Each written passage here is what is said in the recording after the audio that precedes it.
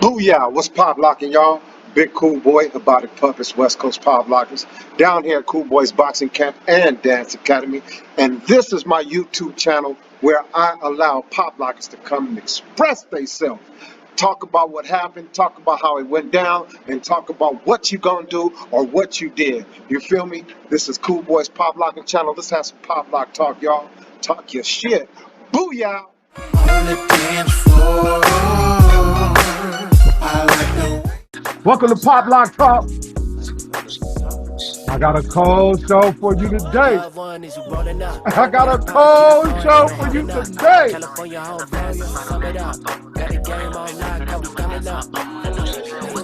That's my locker, y'all.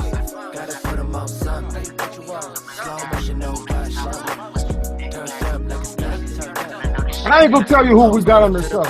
I'm gonna bring him in and see if he groove with me.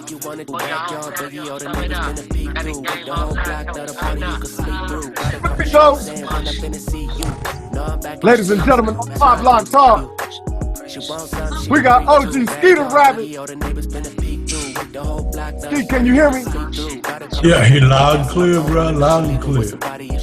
Man, you look sharp, man. I'm just hanging in there, man. You know, when you get to the old age, you got to get with it sometimes, you know. Yeah. I'm bumping this rap artist, man, right now by the name of Desi Hollow.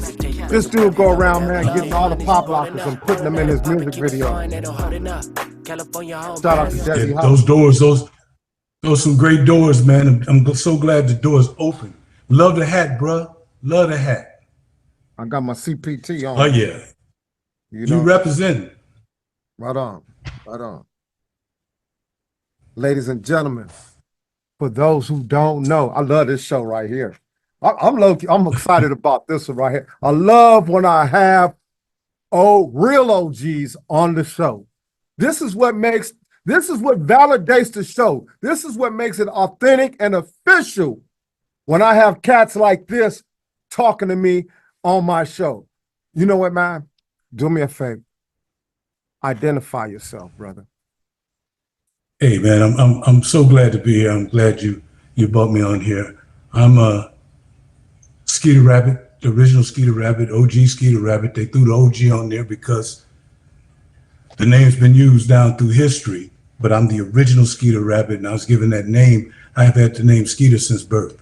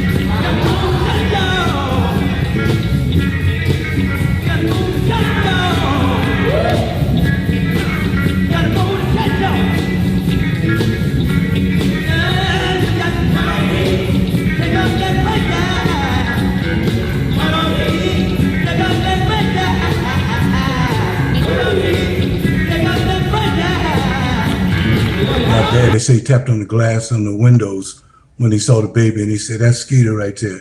So I had that name since 1955. But the rabbit was put on there by Fred Rerun Berry, at the Citadel Club when he seen me doing some shuffle steps in my locking. He said, "Man, that looks like a rabbit. You look like a Skeeter Rabbit." And that stuck, man. That became my nick. That became the what I was known throughout the street dance scene as. Man, I know you very well, and I've been knowing you for some years now. But for my viewers who are new to watching Pop Lock Talk, let them know what it is that you do. Well, I've been involved from the origin of locking from back in 1971. Now I came back really on the scene so that I could teach, I could tell the history, I could talk about the culture, I could teach the younger generations that it's more than just a stage, that we come from a culture and a background, that we was given a message, that we took Gil Scott's music to heart when he said the revolution would not be televised.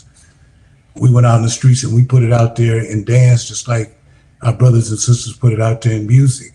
So I had to come back and do that because there were so many stories out there, and not that everyone lies. There's some lies. There's some good liars out there, bro. But there's some people that just omit the truth. They omit the stories. They omit the history. And we as an African-American, black and brown community, we have a problem with our history being kept accurate for the next generations. So that's why I got back out there. I've now taught in 17 different countries over the last 15 years. And I did that basically so that I could get the message out there that this is not a joke. What we do in the streets is not a joke. That word streets is very, very important because these things, when you say street dance, we're not talking about somebody that danced on the street corner. We're talking about these expressions came from the heart of the streets that we grew up in. And a lot of people don't quite understand that. They think we're talking about putting that hat down on the street corner and getting paid quarters and nickels. And we're talking about the heart of where this stuff comes from. Let me do you a favor, Ski. Mm-hmm. Let me ask you, because I know where you're going. Let me ask the question like this, and then you can really continue to elaborate. Sure. What makes a person an official street dancer? What is a street dancer? A street dancer is a person that identifies with the culture and the message of where this comes from. Now, you don't have to be on the original scene, but you have to study, understand, and take it from an OG of what this stuff really meant. See, doing steps and styles does not make you a street dancer. It makes you an imitator of a street dance, makes you able to do a style. When you live the culture, you're about the culture. You understand that it's more than just doing the moves. We come from the heart of a movement, street movement. And people don't understand when I say movement. I get a lot of youngsters that go, yeah, I can do that movement. I'm not talking about a dance move.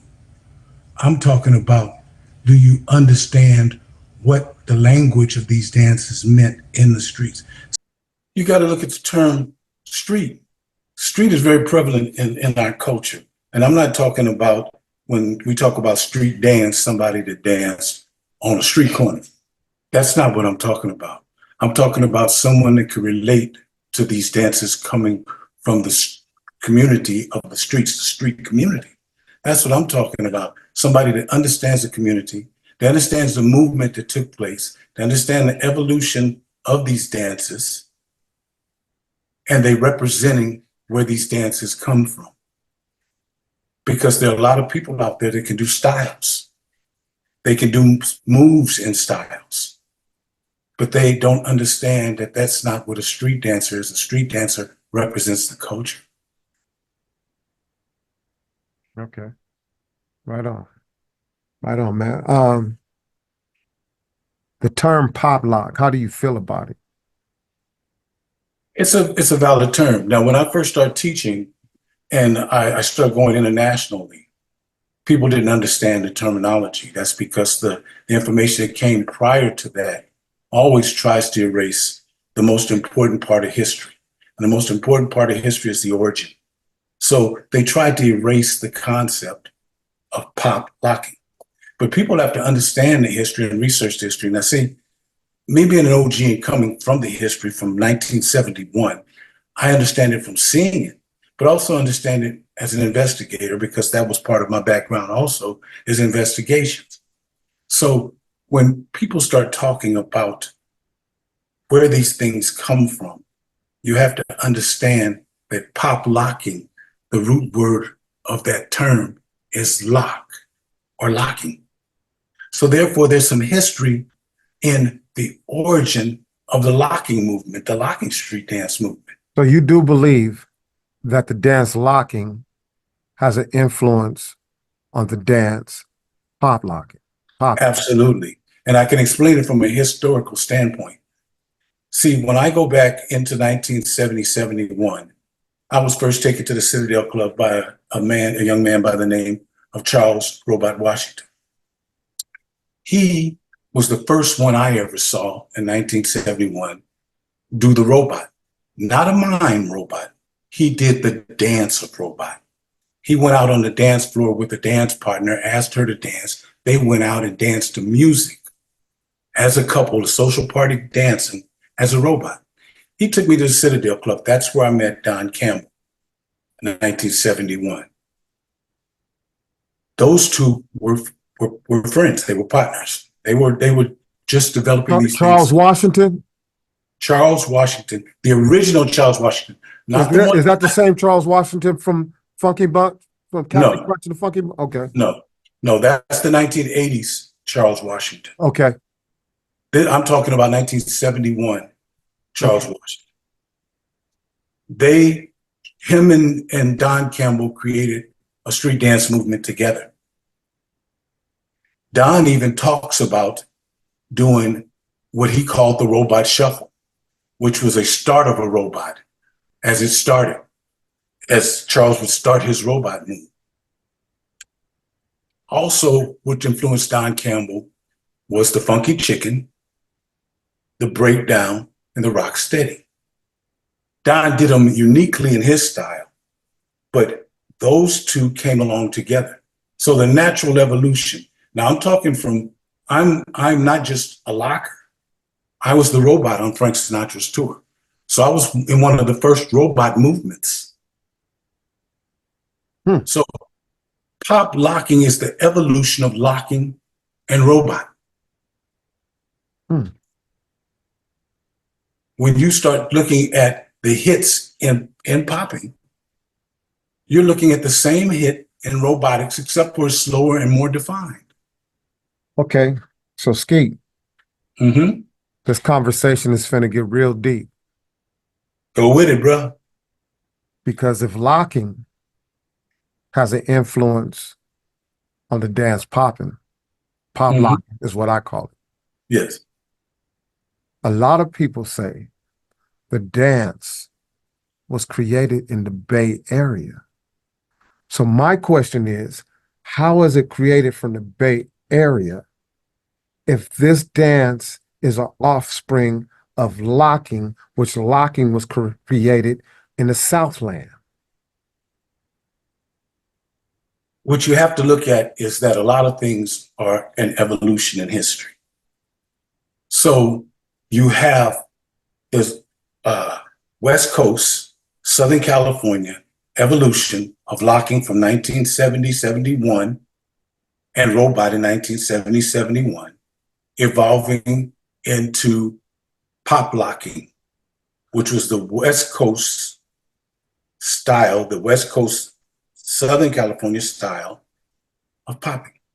Okay, the hard, heavy hits and the culture, the dress, the style, the streets, and the culture was Southern California, West Coast. Now let's go into history, cool boy. Northern California in the 1960s was doing a social party dance called the Boogaloo. We did that dance down in Southern California also. Matter of fact, that dance was done in St. Louis, Kansas City. You hear the song Boogaloo down Broadway, right? It's called the Boogaloo. Some of the cats in their social parties got popular doing it uniquely. They would roll their hips. They began to take notice to what they thought was the robot, which was the mime in the subway. That's where Shields and Yarnell start sneaking into the dance world that they never should have been into. They would go and imitate the mimes. Northern California developed some other steps of dime stopping and ticking and so forth. With that unique style of Boogaloo and the hits on the hips, they created what they started to call popping also. Okay. Now, here's a very unique part of that history and my research in it. We all know who Boogaloo Sam is. The name of the group that he started was called the Electronic Boogaloo what? Lockers. Lockers. So his influence also came through locking. But if you look at the map, where Sam stayed was in Fresno. Fresno is directly in between where? Northern California and Southern California. So Sam would go up to Northern California, and there's people talking about it, to some of the originators up there talking about it.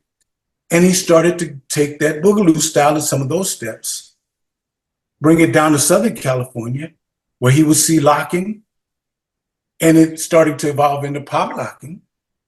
And he created what he called the Fresno style of Boogaloo, right? The only difference was who was the first ones that became commercial in the popping field?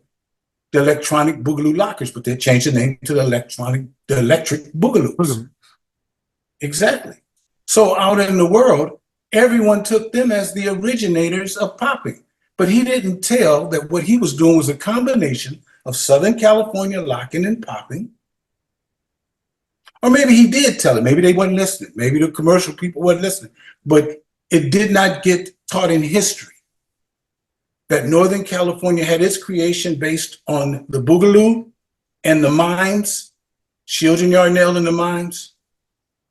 And Southern California's popping was based on locking and robot as a dance.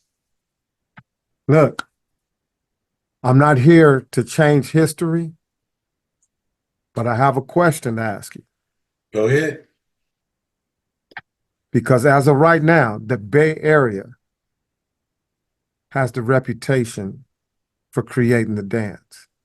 But based on what you're telling me, is it possible that this dance could have been created by both ends at the same time? Absolutely.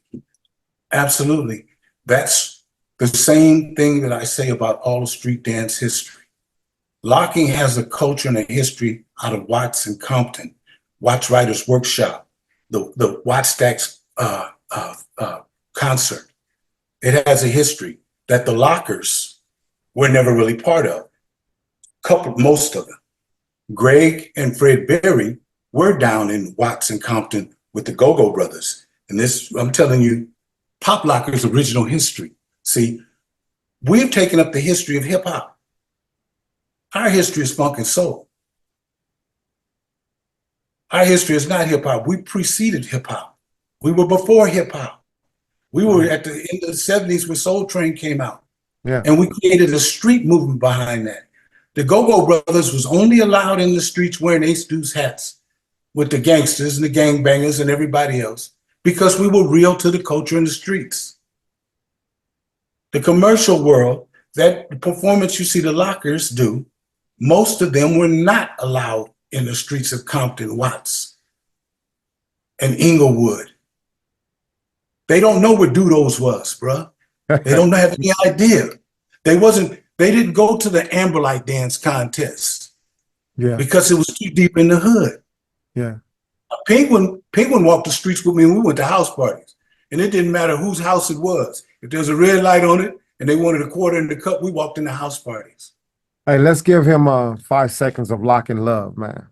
Amen to that. Him and Greg Pope out of Compton High. 2, 4, 5. Lock Love to Penguin, aka Rerun. Absolutely. From What's Happening. He was real. And you can tell he was real because even though he made it into the commercial world and was on that TV show, you see his brothers, he always tried to get a spot on there. He brought him on. He brought him on. Brought him on. Now, notice something else. They didn't use the term Lockers on there. They were the Rocket. They called themselves the Rockets. You're right. Why did they do that? Because they did not want to charge the show to hire the act. So they could be hired individually as the Rockets. But they didn't know that they were messing up their history because as I traveled the world, people said, well, no, the Rockets created that. And I had to say, no, let's look at some video of the lockers. You guys are missing. So when you start trying to see, truth don't always get paid. Truth sometimes become the enemy of the people that are trying to get paid because it ruins what's taking place. Say that. Come on. So when you step up to tell the truth, you got to get paid in another way. I'm getting paid because I'm relaying the truth to the youngsters and the generations that try to wonder why they are not reaching dance enlightenment, why they don't feel the same way you feel when you're hitting hard on stage. They don't feel that because they're busy counting in their head 5, 6, 7, 8. They don't know what the music is saying. See, we got music that rallies us. Heavy beats. See, James Brown talk about On the One. When he sung Say It Loud, I'm Black and I'm Proud, that rallied everybody. Let me ask you this. So you started blocking in 71, right? Yeah. And that's when it was created. It was created in 1970. 70. And Don Campbell Locke is the creator of locking. So when did you first see the dance? I first saw the dance. I had heard about the dance because we've always had legends of social party dancing. Don Campbell's idol was a guy by the name of Doozer Ray. Doozer Ray went on the Real Don Steele show and won the Funky Chicken contest. Don seen that and knew Doozer Ray from around and wanted to be something like that. The story goes, and I have tapes from a lot of the interviews that I've done with different people, that Don was running track at Trade Tech College. Okay. And after the track meets, there were dances, but Don couldn't dance.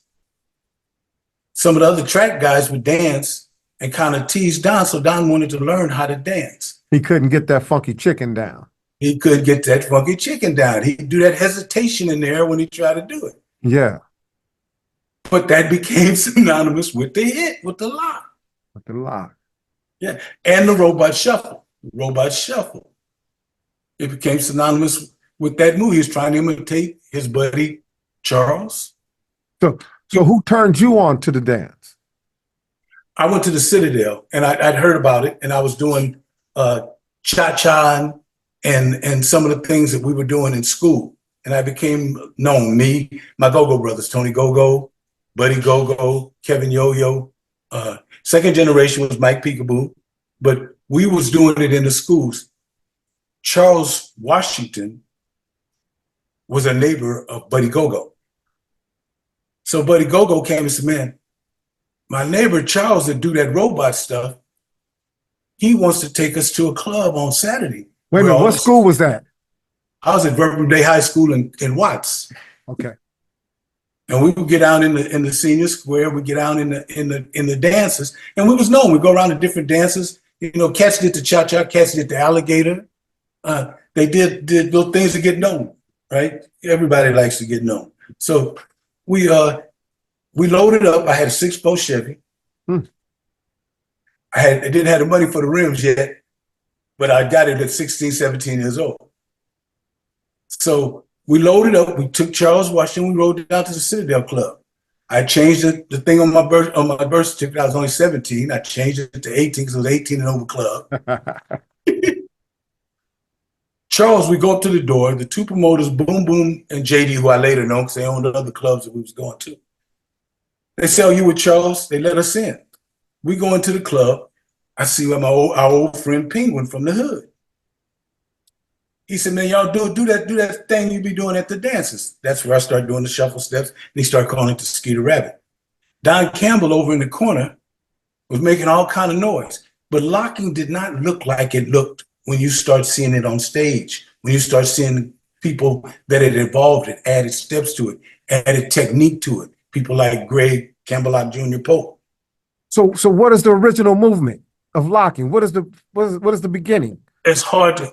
It was just Don keeping time, periodically pointing at somebody, clapping loud, slapping the floor, doing a split like James Brown, getting up, pointing at somebody, and every now and then he'd act like he's trying to do the funky chicken, but he'd hit that freeze. It was very simple. And he would scream, dun, dun, dun, dun.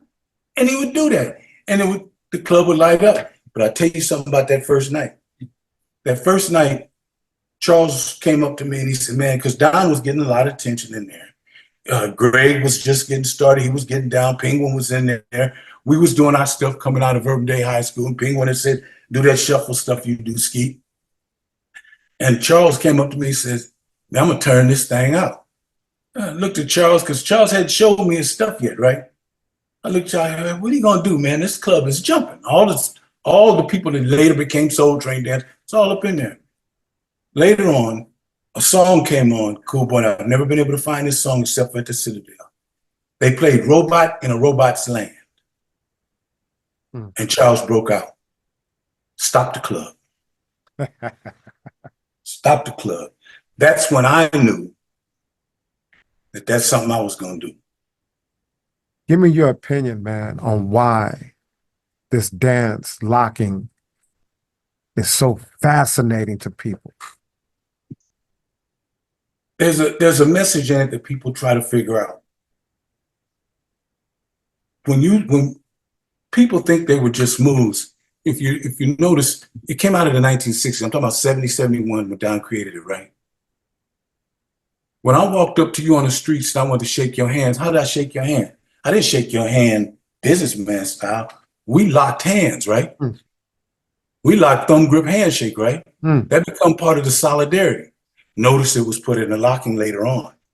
There was some clownish put in it, but notice the thumb grip handshake was put in. Yeah. If me and you was at a set, we was at a party, man, and I was on the other side of the room and you walked in, my job as one of your boys, you one of my boys, is to acknowledge you, right? Yeah.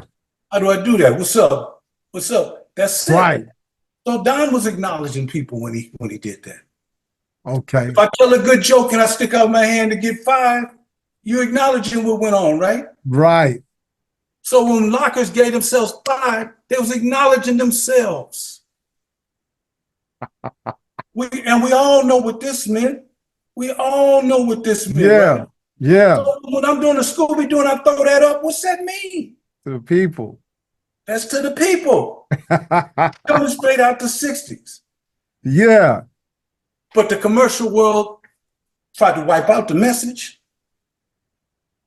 They just made it just straight, oh, that's just a move. Oh, that wasn't a move. Look, if you're walking down Central Avenue and I'm walking down Central Avenue towards you, right? If I put my hand in my pocket behind my back, you hit it on head. How am I supposed to approach you to come in peace? I'm supposed to approach you with my hand. Wow. Man, so, nobody has never broken down the dance of locking like this. This is incredible. This is why I love Pop Lock Talk right here. The way you just broke down locking with the message behind it, man, wow. We all know 5 is an acknowledgement. I did good. You like my joke. You dug what I'm doing. So you gave me 5. We learned to give ourselves 5. Reach, give yourself 5. A gesture that meant that. Any acknowledgement, when you see someone that you know in the streets, you can either diss them or you can acknowledge them. The locking with the points became an acknowledgement of, I see you, you're in here. Then the natural gesture of, and I tell kids this all the time, boom, there is your sign for unity. There's a sign that came out of the 60s, peace, love, and soul. That's what it was. So all Don was doing was what he saw in his style. He said he pointed at the lady, right? So we start developing it. Look here, same thing. I'm walking, I'm dancing, I'm walking. I watch a cat named Leonard come down my street. I stayed on 46th and Central Avenue and I caught the RTD down to Urban Day on 111th and Central, right? Yeah. Cat was rolling he was shaking some dice, right? He hit it. Boom. Watch people do, watch and watch stacks. Yeah. Watch people do the rock steady. It's all in here. It's all in there. It's all in there, bro. It's all in there. But they don't want to acknowledge the streets. That's why you got to have a connection with the streets like that to be considered a street dancer. Yes, you have to know what You you're got to saying. know all that shit. Else you ain't talking my language, bro. Right now, those who are not from the streets is not catching on to what you're saying. I got you. I get you. Every movement. When you did every movement, I caught right on off the point. I get it. When I first went out, when I was called to go to perform with the Lockers, I was called to go out with them on the Frank Sinatra tour. 1974. Got a call. I'm in college. They want me to come. The reason they wanted me to come is because me, Greg, Scooby, the Tuda Wooda sisters, and the Go-Go Brothers had put routines together at Wax Writers Workshop on 103rd and Wilmington, right over off of Grape Street, right over in the hood where it was. So Greg knew I knew that. Matter of fact, we was all pissed at Greg for putting Shabba-Doo in before me and Tony and Buddy got in, right? So they called me. Greg knew I knew all the stuff. He knew I also was a robot. He knew I roboted with lights on. Slim wasn't the first one to create lights. Slim the robot. Yeah. He got famous with the lights and the torch and stuff. I got pictures of me and that stuff. So when I get there, they're doing a routine. The routine is called West Side Story. Now, if you watch the movie West Side Story, the Jets and the Sharks, they get into it. They got the gang fight. The music's going da da da da da da da da da da, and they fighting, right? Yeah. One of the members gets stabbed with a switchblade. So the Lockers is doing that skit. The robot gets killed. He has a karate gi on. He gets killed. The lights go dim in the stadium. Diodato 2001, come on. Dun, dun, dun. I rise up, or Slim's doing a number, he rises up. But doing that tour and stuff, I rise up off there and I break out in the robot and turn on the lights. And I do all my stuff and hit the torch and flame up. Everybody go crazy, right? I come off the stage and I ask Greg, I said, man, look here. I said, that's the Papa Was a Rolling Stone skit that we did in Watts. Why did they change it to West Side Story? See, Papa Was a Rolling Stone skit was done where there was a crap game in slow motion to the beat. I reach for my gun, I get blowed away, and I come up robot. Whoa. So Greg tells me, he says, well, I talked to Tony Basil, and Tony Basil said that the white audience that we're trying to attract can't relate to a dice scene in the streets. So we had to change it to something they could identify with because we're on the Frank Sinatra tour and we want a multicultural audience. I said, that's good and fine. But you got to tell the people where the culture that it really came from eventually. You got to tell them. Because the story we was telling is not the story you telling, Greg. Just like with the movie Breaking and all that stuff, everything had to be watered down, man. That caused a big over in South Park. Same thing with Saturday Night Fever. People don't realize that when we were the 33 RPM, Peekaboo, Dope, John Doak was a cold-blooded robot, stayed right on 103rd Central. Cold-blooded. Me, Doak, and him, and Tito Collins, we were all rehearsing to go to Atlanta. In the back of the room, these two white guys were there. Now we had a dope white boy that was kind of like our manager that introduced us to him. He could dance, named Cam Walker. Rest in peace. He just passed away a couple of weeks ago. But in the back of the room was these two white boys. I recognized one of them from some of the dance contests I'd been to. It was Denny Terrio. You know who Denny Terrio is? No. Denny Terrio did Solid Gold. He was the host of Solid Gold TV show. I remember Solid Gold. Yeah. He was the host. I just don't remember his name, but I remember Solid Gold really good. I recognized him. He would come to some of the dance contests and do his thing. So I asked Cam, I said, who's the guy sitting next to him? He said, oh, they called him Sweat Hog. You know who he was? Who? That's John Travolta. Yeah. That's John Travolta. After we would finish doing our rehearsals, we would go and start getting dressed in the back, and we noticed they would come out and start trying to do what they thought was locking. Yeah. You know how Denny Terrio taught locking? How? Supper, supper, punch, punch. Supper, supper, punch, punch. And he was calling that out while we were dancing. So look, we cracked up. It was funny until we saw the movie. So it all makes sense when John Travolta is trying to do this. He's he was trying to lock. He was trying to lock. He's trying to do the Scooby walk. He was trying to lock. But then the history shows it as disco. History shows him as a great dancer, as disco. You see how history distorts it? And then Denny Terrio gets the host job on Solid Gold. Solid Gold. Not the brothers. Damn. That's so crazy. history gets mixed up because the real brothers and sisters, they either silence them or they don't want to step forward and win their money. Ooh, this is too much, man. This is deep. That's crazy, man. Wow. That's why I love what you do, because it's real. It's from the streets, pop locking. And you I think when we seen each other, Cool Boy, at one of the first hip hop internationals, and they was maligning the term pop locking. I couldn't understand it. Mm-hmm. You know, I think, was it you and Tank that came to one of the events, and I introduced Tank because it was and that was at downtown LA. I couldn't understand it because they had wiped out that part of history. Now, OG Skeeter Rabbit, man, I've had the pleasure of spending some time with Don Camelot and had a lot of conversations with him.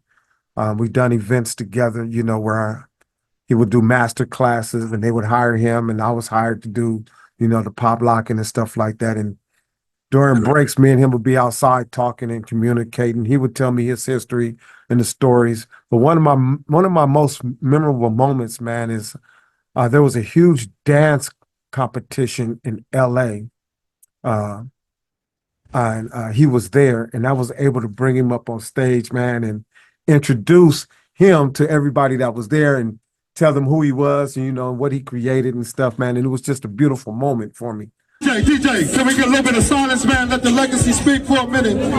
Don, how you doing, man? What brings you out today? Yeah, I just come out there to have a ball time. I grew up in this area. A lot of people don't know. I went to Manyards High School. I graduated winter 1969. I went to Manyards I graduated in 1969. I made a dance called locking from 1970 to now. My last job, I was in China. I was in Beijing, China, judging a dance contest over there. So I wish all of y'all luck. And remember, believe in yourself. I believe in you, so you believe in yourself. Believe in yourself. Wait a minute, OG. Can we just get like a 2-second move? Just a bam or a bam, you know? Oh, there it is. Oh, God. Y'all don't know what just happened right now. But you experienced actually dancing with this dude. You was there when this all started from the beginning. I not only danced with Don in the nightclubs. I danced with him on stage with the Lockers. I danced against him in dance contests. And the first show that I ever did professionally was in Carnegie Hall, New York. And when I arrived, like I told you, they called me to come out there. And when I arrived there, my roommate was Don Campbell, room 555, Sheraton, New York. Remember it like it was yesterday, and it was back in 1974. And me and Don set up, we talked all night long. The next day when we went to rehearsal, and we walked in the rehearsal, I was one of the last ones to walk in. Don was sitting in the front row. Frank Sinatra and a comedian that went on after us was blocking their stage show. And Don came up to me and said, Skeeter Rabbit, show me how to spin a hat. See, people think Don, in his signature, knew how to spin a hat. I used to spin a hat down and out to the side and then put it back on my head. I spent half of that rehearsal teaching Don how to spin a hat. And me and Don had a signature thing that we would do when we would walk into the clubs. He would nod at me, I would nod at him, and we see who could take the hat off our head, spin it first, and put it back on. So it was like a quick draw. Pop, pop. Yeah. That's something that me and Don had that we did. Don after that just went crazy spinning hats. That's tight. So it's a real history. Here's another thing. And let me preface this by saying Adolfo Quinones Shabba-Doo was a hell of a dancer.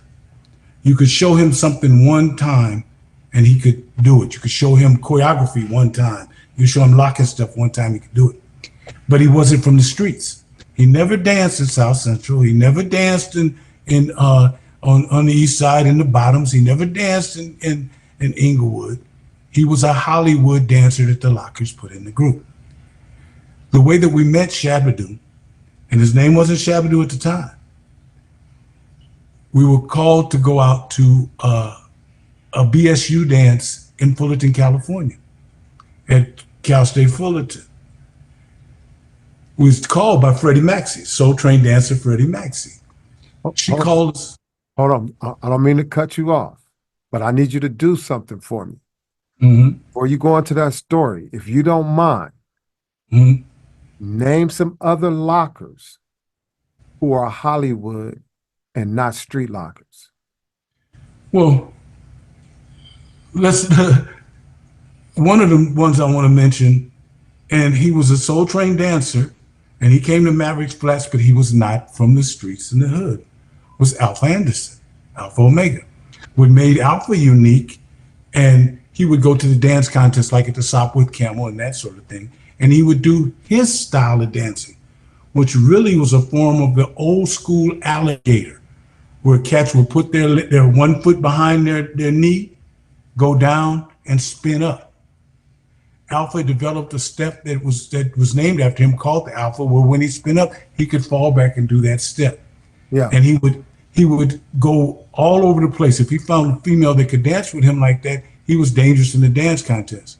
But Alpha never was in a locking group until the 1980s in Orange County, when Don Campbell put the second or third group together. And that was in Orange County. He never was at the Consolidated Plaza. He never was in the house parties in the hoods of Watts, Compton. He never danced on any of those scenes. Now I got a question for you. When he was on the show, Mm-hmm. he stated that the way he felt that the dance locking had no inspiration on pop locking. Is it possible because he feels that way because he's not from the streets? And let me preface this. Alpha was an amazing dancer. But to understand the history, if you never saw pop lockers evolve in Watts, Compton, how could you render an opinion on how it evolved? If you don't know the lineage of locking, roboting to pop locking, you can't follow that lineage. Alpha lived when Soul Train, when he was a dancer on Soul Train, he moved and lived in Orange County. Oh. They developed a scene. Their scene was developed from some of the dancers from American Bandstand, and now Don, Scooby, Alpha, Deputy, Big D from out there. They were out there, and those dancers believe they was on an original scene. Because don't forget, I just told you that Shabba-Doo came from Orange County. Okay. So Shabba-Doo came from Orange County. When we came back off the tour, Fluky Luke had married Shabba-Doo's sister, Fawn. Oh, I didn't know that. Oh, there's some stories there too, bro. Oh. See, he had married Fawn. So Fluky was now living in Orange County, right across the street from Cal State Fullerton. So now they're going to the clubs that pay a little more money in the dance contest. They're going to the Grand. and clubs like that that's paying $100 when the dance contest in the inner city is paying $50, $30. Not only that, they're popular from Soul Train, and the ladies out there, and we know the ladies out there, we know that they now into the integrated thing, right? So they become popular. And the dancers that was on Bandstand was up under. So they become popular. Yeah. That's the Alpha got in. And when Don was out there, he put together the third group of the Lockers. And he put Alpha Deputy in there. See, I didn't know that the Lockers went through so many different dancers, you know. You had the name used a lot of times with the Lockers. When the story goes, Tony Basil. Yeah, there's a story with that, but there's several stories that go with the term Lockers and who was able to use the term Lockers. When the Lockers broke up in 1977, it was because Greg, Shab, and Fluky went to Don and told him that they wanted Shabba-Doo to manage the group.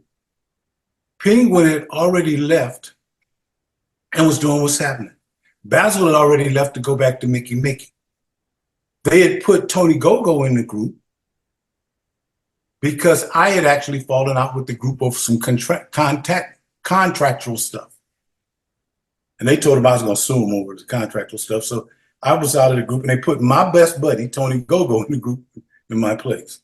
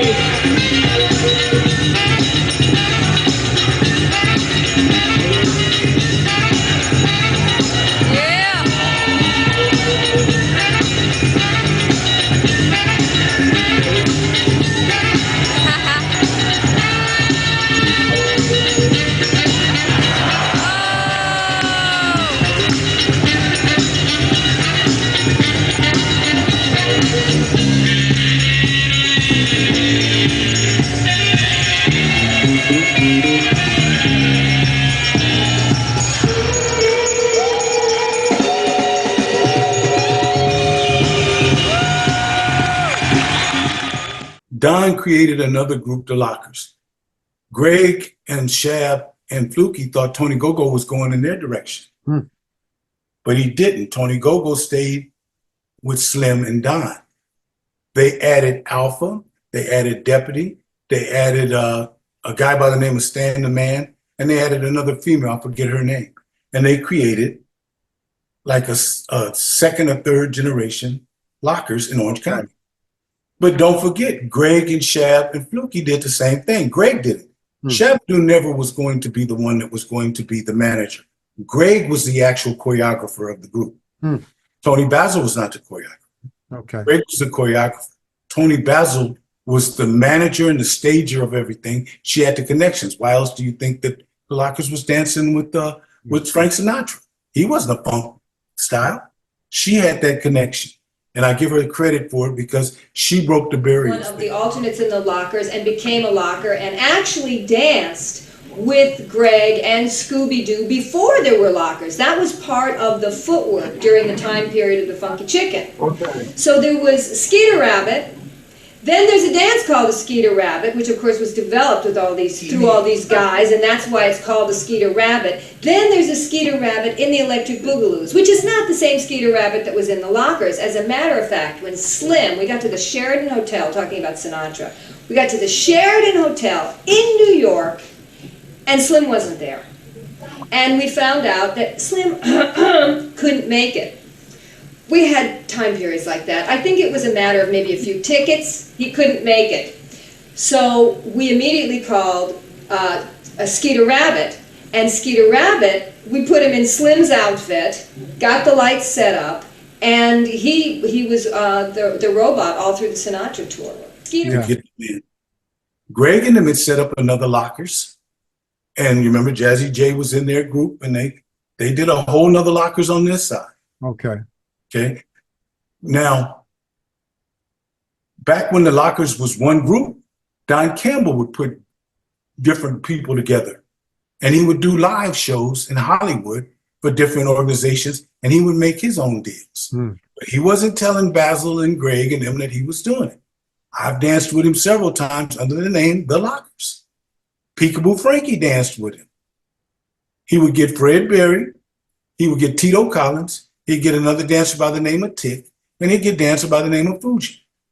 And we would go do impromptu dance. Sometimes it was for year passes for the movie theaters guild or for some organization in Hollywood.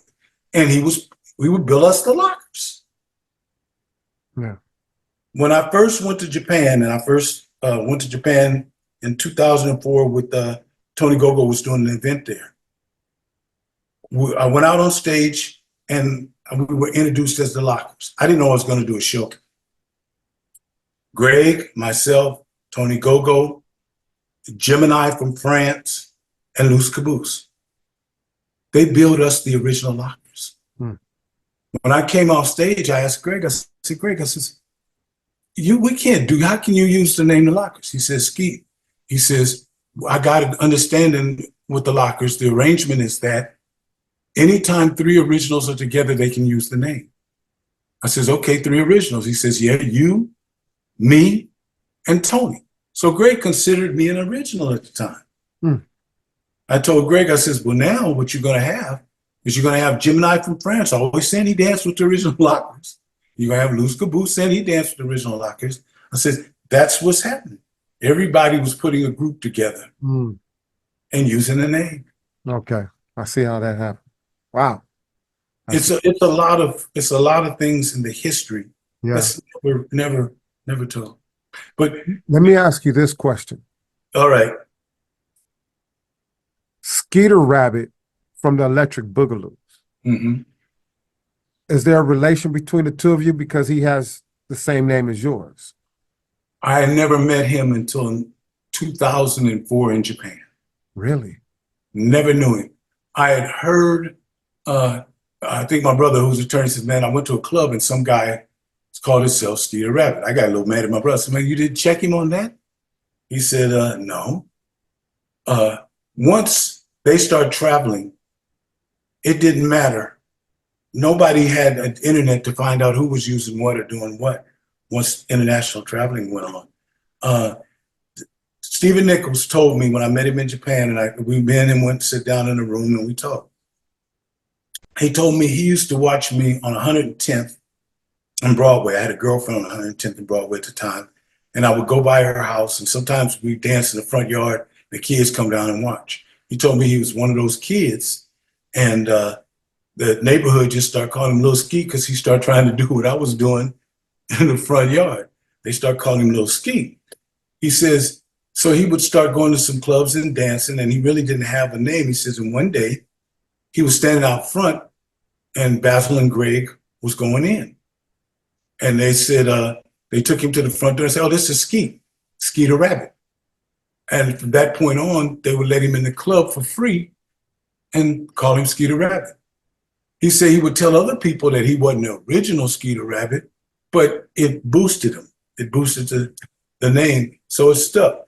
But me and we know that we talk about it having a street culture. The culture from the streets is different from from other cultures and codes.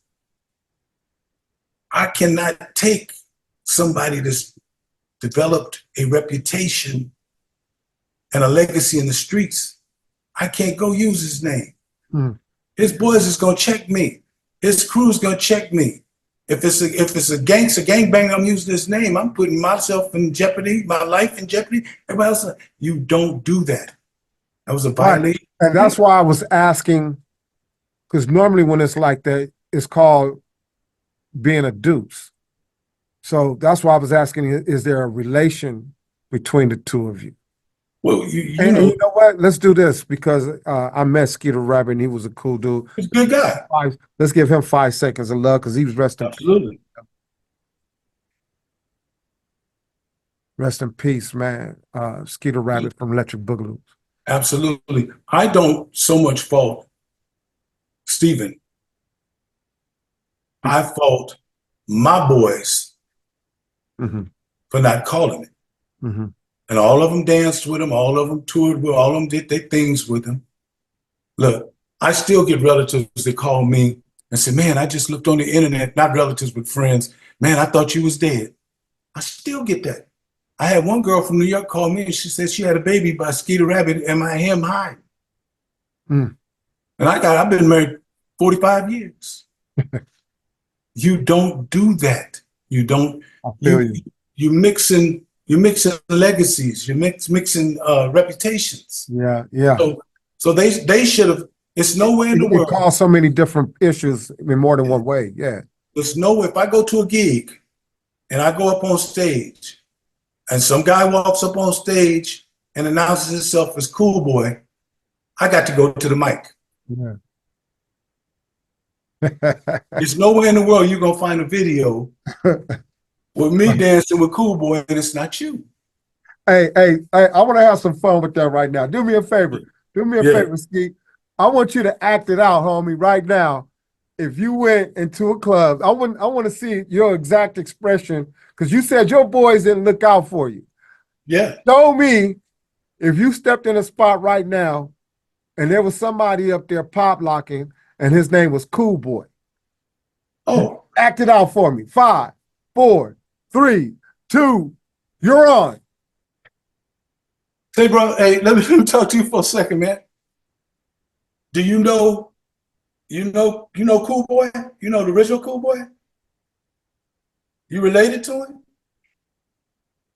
Are you Cool Boy Jr., Cool Boy the second? Yeah. Because you using somebody's name that I'm looking out for you. I don't want you to run up on him in the wrong situation, bro, and you using his name. Right. So we need to go up, if there's a microphone or somebody's announcing you, we need to let people know that you ain't him. You ain't the one that I know. You ain't him. There it is. That's the way it goes, man. That's the way it's supposed to go down.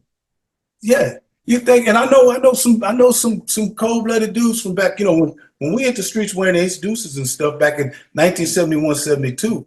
Yeah. The gangsters hadn't changed up yet then. You know what I'm saying? Yeah. So I know cats. I know dudes that know me, I wouldn't dare do that. Yeah. I couldn't do that. So I don't understand how my boys, but I know what happens too is that people are trying to get famous. They're trying to get paid, man. Yeah. Hey, this one cat, man, you name often, man, and this dude, me and him had a cool little relation. Matter of fact, he was in one of my movies. He played my father in one of my movies as I was growing up as a kid, but the kid at the time was my son playing me. So my son and this dude was working together, and that's Peekaboo, man.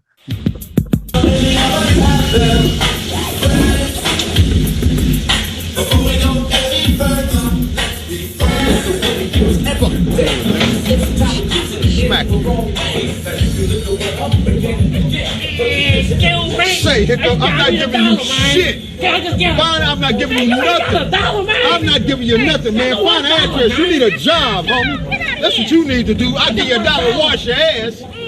them, you see them niggas just pass by? They make Compton look bad. Compton used to be the Black Beverly Hills. And just because you from Compton don't mean you gotta act like that. You acting like a young street. Man, don't make me tear a patch out of your ass, boy. On that boy like I'm not talking to you. You don't spend no time with him. I'm just telling you, them dancing shit ain't gonna get you nowhere. You mentioned Peekaboo a few times. Yeah, that's a cool dude right there. Mike Peekaboo Frankie. Mike Peekaboo Frankie would come by and watch me wax my 6'4". Yeah. And when I came back from the Frank Sinatra tour, we had taken pictures to do the GQ magazine. Basil didn't want me in the pictures. I didn't understand why she didn't want me in the pictures. But Don was so cool. Come on, Skeet, go take the picture. Come on, look at it. And so we took the pictures. I'm expecting to be in the magazine. When I get back, I'm not in the magazine. They done dubbed me out and they got Slim in the magazine. So my boy Peekaboo came by with the magazine. He said, man, what they do to you? I said, man, I don't know. What it was they tried to hide me from who I was on tour. Oh, okay. So he said, man, they do you like that. He said, we need to start another group. And that's when I started 33 RPM. With people in it, John Okie Doke in it. Yeah. Collins in it. I started another one. I got a call from Demita Jo Freeman. She told me to go to CBS studio that the choreographer Anita Mann there knew who I was, and they wanted me to audition for the Cher show. Man, I want to meet that woman so bad, man. Who? Demita Jo. Oh, Demita's cool. Demita's cool. But Demita has an influence on locking. She never was a locker. Don't get them wrong. People think she was a locker. She never was a locker. She never was on the inner city scene. But her influence was she was Don Campbell's first partner. So Don Campbell took some stuff from her. But she was a bad mama jamma on Soul Train, man. She jumped up there with James Brown. At the bottom of the stage on the left, the guy with the white cutoff shirt on? Yeah. That's me. Okay, I got to go back and watch that one. Okay. Jumped up on the side riser right there. And with the James Brown scene? The James Brown. When she that stage, that show, that's me at the bottom left of the stage. Okay. And I actually jumped up. That's Buddy Go-Go next to me. Hey, Ski, I want to have some fun with you, man. We spent a lot of time on some deep conversation, but I want to have some fun with you. Okay. I also got one more story I want to tell you. Come on, pop that story first. I told you we went out to Orange County, to the BSU. Yeah. This guy was running around pointing in people's face and jumping down on his knees and running all over the place. And I said, who's that? So he spots me and Tony and Buddy doing some stuff. He comes over and he says, I'm Sir Lancelot. Okay, Sir Lancelot. I said, and his sister comes over. Sister Spawn. She starts flirting with Buddy Go-Go a little bit, right? So I said, well, why do you call yourself Sir Lancelot? He said, because I do that dance like King Arthur and the Seven Knights, like the Lancelot, you know. I said, dude, it's not Lancelot, it's Campbell-Lock. It's not Camelot. Yeah. It's Campbell-Lock. That was Shabba-Doo. Yeah, Shabba-Doo. He had his. And we bought him in there. The next week we went out there with Greg. Greg and Scooby were living together. Greg brought Shabba-Doo in with him. Fawn came in with him. Fawn became Scooby's girlfriend for a little while. That's where Shabba-Doo learned to dance in the living room with Greg and Scooby's. And Scooby was the one that gave Shabba-Doo the name Shabba-Doo. I met Fawn too. Matter of fact, she came down here, man, with her dancers. She came down to my dance studio. She came out here to Lake Elsinore, and I guess she wanted to redo Soul Train over or something, man. I don't know what her thing was, but she was using my dance studio for a while. This was like about 2 years ago. Yeah. Fawn, when she broke up with Scooby, she married Fluky. Fluky, okay. So Scooby could not actually be put in the Lockers group because it was going to cause a problem. Yeah. So that got tied in. But we were kids, man. You know, 18, 19, 20 years old. We was kids having fun. So a lot of things that was done was just done in having fun at the time. So how old But are you now? I am 69 years old. I'll be 70 in January. Right on, bro. Right on. Yeah. Hey, man, if nobody never told you, man, I'll say it here myself. I most definitely appreciate your contribution to the dance, homie. Dude, it was a life, you know. It was a life that when the Go-Go Brothers started dancing, there were no crews. We partied throughout all of Compton, Watts, Inglewood, Carson. Carson was just being built up at the time. There was no such thing as a crew, bro. We called ourselves a group.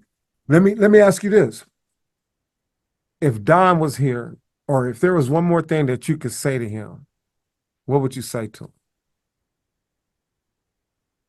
I think I would tell Don, see, Don, I understand. See, Don, the reason that Don fell out with some of the members of the group, and he tried to get it back together at one point in time, is because a lot of things took place when the commercial world and the business world came into play. A lot of things took place with Don that he wasn't aware of, that he didn't know how to handle. It was his first time. There was a lot of promises made to him. See, Don Don created the style of dance, but the community created the cultural art form of locking. Greg, Scooby, and it's cats you don't even know when you start talking about the original Captain Crunch, the original Sinbad, the Ghetto Dancers. You start talking about them. You start talking about Tito Collins. You start talking about a lot of dancers. Wait a minute. The original Captain Crunch. Yes. Okay. Who was his name is Greg Dandridge. I know him. Captain Crunch. That's the original Captain Crunch. Yes. He was a member, they first called themselves Captain Crunch and the Funky Bunch. But their name was used. They had the guy that made Pop Lockin' in Compton was set Ronnie Hudson. Ronnie Hudson. One of those was their original manager.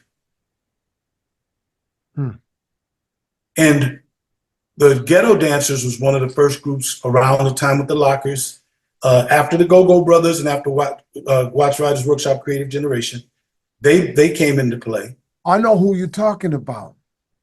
When you're talking about the managers, it's the same dude that worked on the project with the Game Banging album. Matter of fact, I've seen him on your show time. I think you interviewed him. I interviewed him? I think so. I think you interviewed me, or I saw him on some show. But the Tony Basil wrote the Ghetto Dancers a letter. They had a contract with Steve Allen, and they were supposed to do a tour with Steve Allen.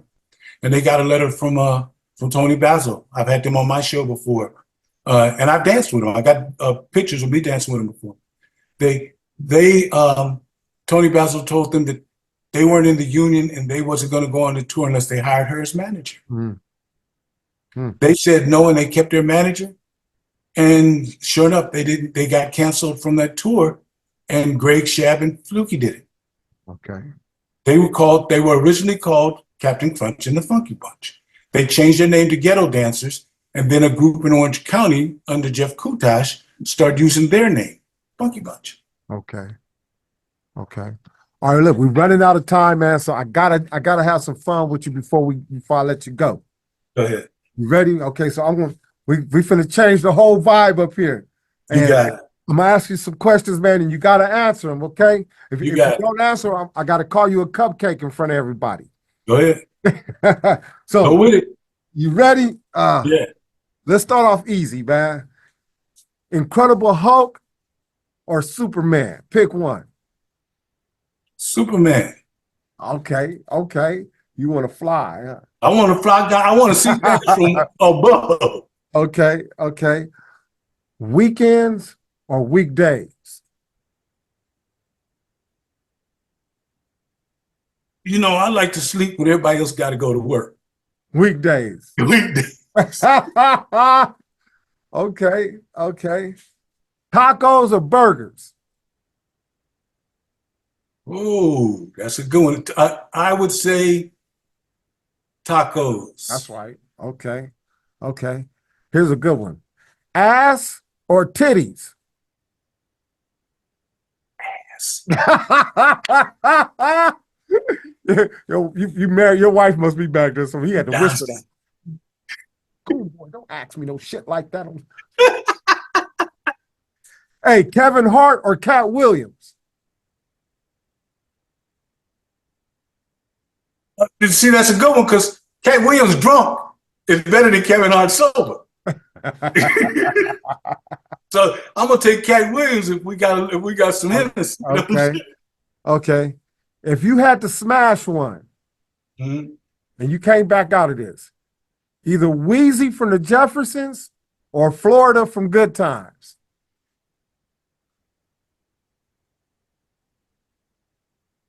Wheezy. Wheezy, huh? Man, you're gonna have to get down with Sherman. I'm scared. I don't want to run into James, all right? Okay. I can handle George, but I want to run into James. If you could remake any movie, man, and be the star in it, what movie would you do? I think I would be Doc in Tombstone. In what movie? Tombstone. Okay. I think I'd be Doc. Doc, I got to go back and watch that character. Okay. I'm gonna be Doc. When Doc told homeboy, "Look, I'm your Huckleberry," and when he was twirling the tin cup, yeah, homeboy pulled out a 6-shooter and was twirling the guns. Doc was drunk. Doc pulled out a tin cup. All right. Vanity or Beyonce? Beyonce. Ooh, you that was quick. And I'm surprised at your answer, man. Yeah. Okay. If you could have a superpower, man, what would it be? Disappear. Woo! He said vanish on you motherfuckers. I could walk into any place, anywhere, to see anything I want to see, and walk out. And nobody know I was there. Joe, Michael Jackson or Prince? Tough one. Yeah, that's a tough one because I know, boy, I got some stories about dealing with Michael Jackson. That's a good one. But heck of an entertainer. Most talented Michael Jackson's very talented. But you know what? I think I'd have to go with Prince. The reason why is all the instruments that he played. Musically inclined, yeah. Yeah. Here's another tough one, man. Snoop Dogg or Ice Cube?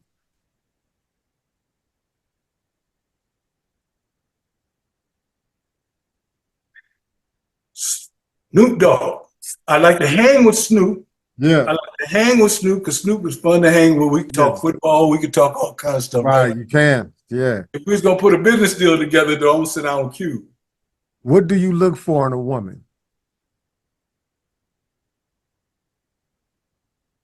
The thing that hits me the best is smiling intelligence. Ooh. Nice. OG Skeeter Rabbit, I salute you. Peace, my brother. Hey, your information today, this was one of the deepest conversations on Pop Lock Talk so far, man. You shared a lot of great information. Well, what we're gonna do is we want to talk about you and how you came along and all that you're doing, man. You're only one on the Locker Legends podcast and StreamYard. We'll sit down in there, man, and I just want to know all that you came through and all that you did, man. Man, let's do it. We'll do it. Oh, you scratch my back, I scratch yours. That's how this works.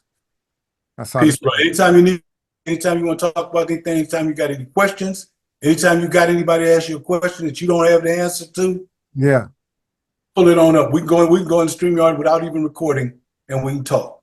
I appreciate that love, man. Hey, before you leave, you got to bust a locking move. Normally, I say throw a wave back, but I want to lock with you, man. Throw your lock over here, and I'm gonna throw one first. No, you throw one first, and I'm gonna throw it back before we go. Come on, I'm gonna lock with you. Hey, Oh. There you go. Ah. There you go. Roll it and hit me. What locking? Okay. Roll it and hit me. There you go. That's it. Hey, man, Pop Lock, love to you. I appreciate your time, man. Peace Booyah. to you. Take care. Booyah! What's pop locking, y'all? If you have not subscribed to Cool Boys Boxing Camp and Dance Academy, man, push that button. Come on, push that button and subscribe. That way we may be able to send you an email and bring you on our show, Pop Lock Talk. This show, man, is, to let everybody know that, you got the rap industry, you got the hip hop industry, you got the acting industry. Well, there's a such thing now as the pop lock industry. And this is where we talk about it right here. Cool Boys Boxing Camp and Dance Academy. Booyah! I like the way you move.